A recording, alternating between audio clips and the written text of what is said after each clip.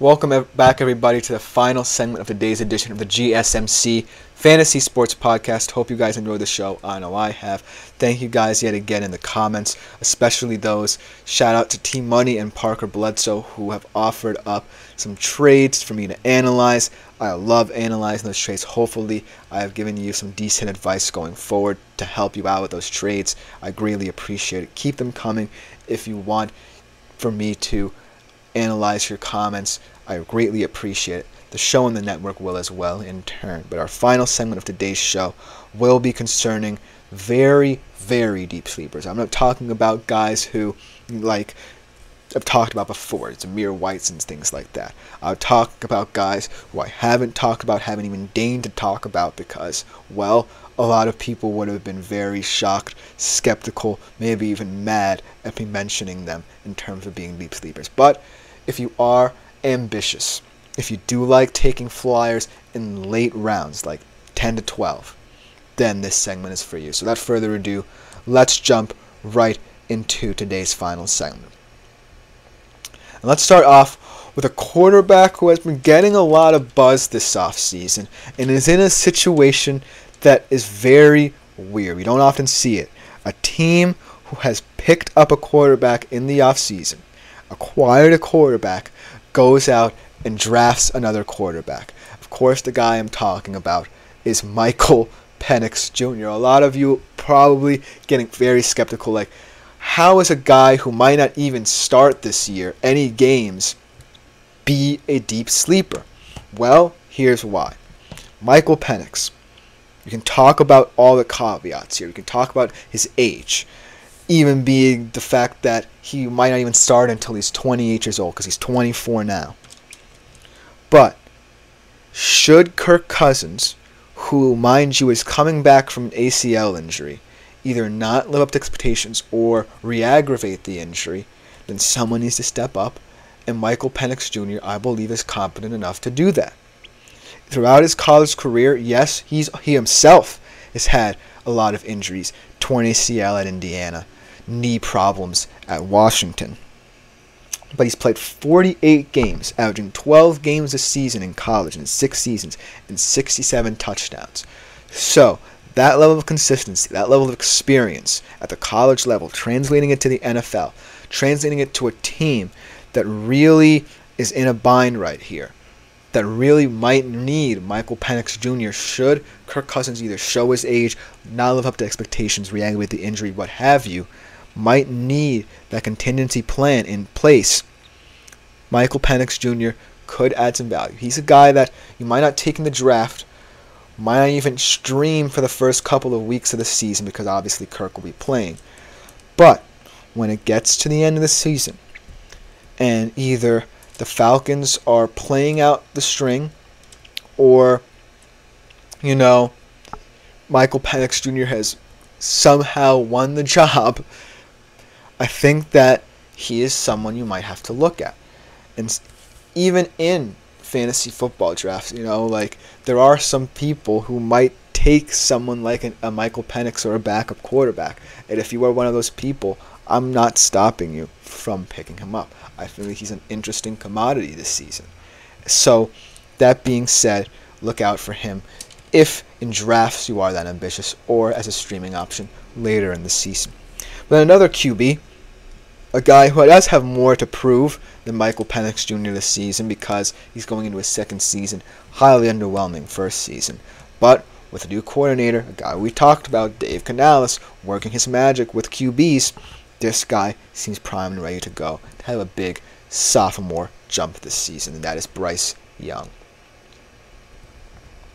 Oops.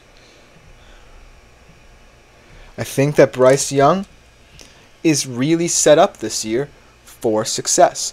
I think that he has weapons now in Deontay Johnson, Xavier Legette, interesting profile there, Dave Canales, QB whisperer. And he has depth on the offensive line, so he doesn't necessarily have to, scramble as much in Robert Hunt and Damian Lewis.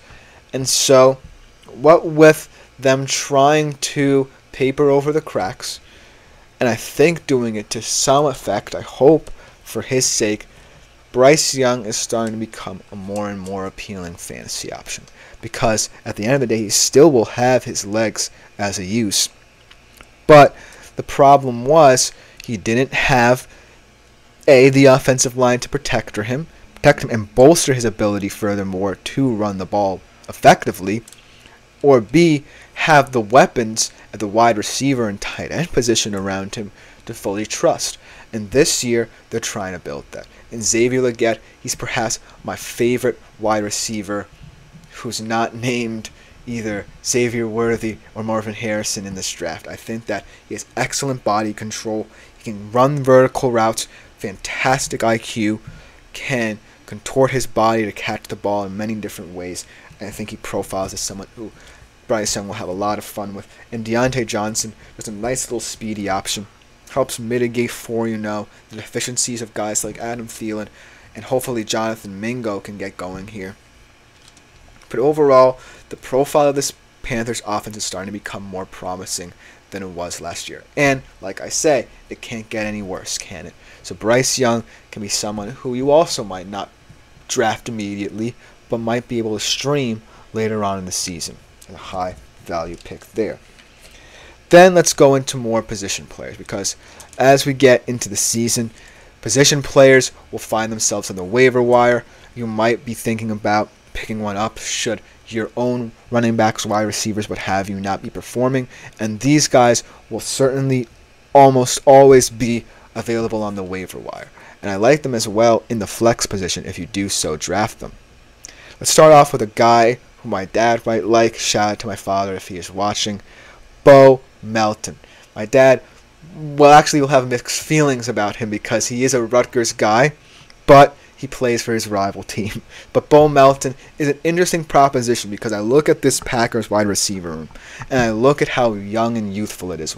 The youngest in the NFL still.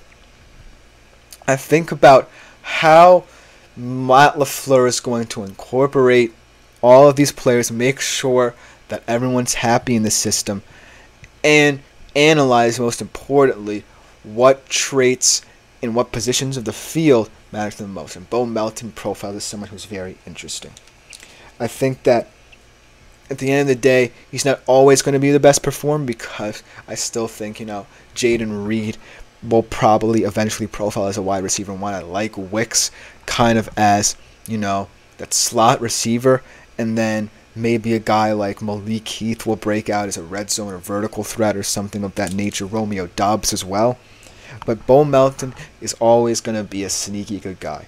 For example, in Week 17, he had a 22.5 fantasy point performance on 105 yards.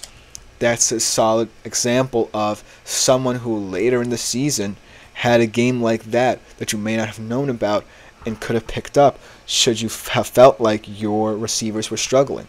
And so you always have to play the chess game. Be aware of the waiver wire. Be aware of guys like Bo Melton, especially on a Packers team that doesn't necessarily have their mindset on, wide receivers and how they profile. So Bo Melton is going to be a sneaky little guy.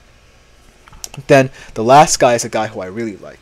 We've talked about this running back room and what it's looked like in prior years compared to this year, and this guy I hope doesn't sneak under the radar just because Derrick Henry is there, and that is Keaton Mitchell. Keaton Mitchell is someone who I really think should not go underestimated in this Baltimore Ravens offense. I hope and pray that Greg Roman will still utilize him to some effect, because when I think about the Baltimore Ravens and I think about what their running back room has looked like in recent years, I've really loved their committee approach, focused around guys who can really bring out the best and supplement. As we get a tip from my mom, Meryl Shepard, shout out to her, $3 US, thank you. We continue with the show here. Keaton Mitchell profiles as someone who represents that committee approach, represents someone who is going to be not potentially the number one guy, because that's Derrick Henry right now, unfortunately, in my humble opinion. But he is someone who brings that explosive factor, could be a red zone factor, and interesting stat about him, the 26% of attempts that he did get last year, 26% of them were 10-yard gains. And he is someone who I just don't think the Ravens have to let fall to the wayside just because Derrick Henry is here. And in all reality, he could have been the starting quarterback this year, and I would have been fine with it, just because of how effective he can be in terms of how the offense is supplemented around Lamar Jackson. Because at the end of the day, Lamar Jackson, no matter how he profiles, is a dual threat guy who really likes RPOs, really likes to spread offense, and really will have a lot of open lanes no matter who is at running back, because that's how they set up their offense. But Keenan Mitchell is someone who can be a home run stream pick in later rounds should he, get more opportunities. What if Derrick Henry goes down? Then Keenan Mitchell can finally step into that role that I feel like he deserved. But let me know what you think in the comments. Even though we are winding down in showtime, we might get a little more time here. But those 4 guys, those are my deepest of sleepers. These are guys who you might not even draft or consider drafting, but could in the future be guys who you might A, stream, or B, find on the waiver wire later in the season, and they will find success for you and your team. That will just about do it for today's edition of the show. Thank you to all who have contributed in the comments. Thank you to all those who have tipped in the comments as well. Shout out to you, Mom. Also, reminder that you should like, follow, and subscribe to the show on the network if you do feel so inclined. It's not just about comments. It's about getting a bigger brand for the network. We appreciate everything you do for us. Also, follow us on social media so you can look at some short content. We have a lot of shorts explaining what's going on in our shows. Be sure to check out my fellow podcasters as well. All of them are crushing it right now. Fantastic shows, fantastic content, all found in the GSMC Sports Network. But this has been the GSMC Fantasy Sports Podcast. I have been Chris Shepard. Thank you all for tuning in. We'll be back better than ever tomorrow. Thank you. Peace out.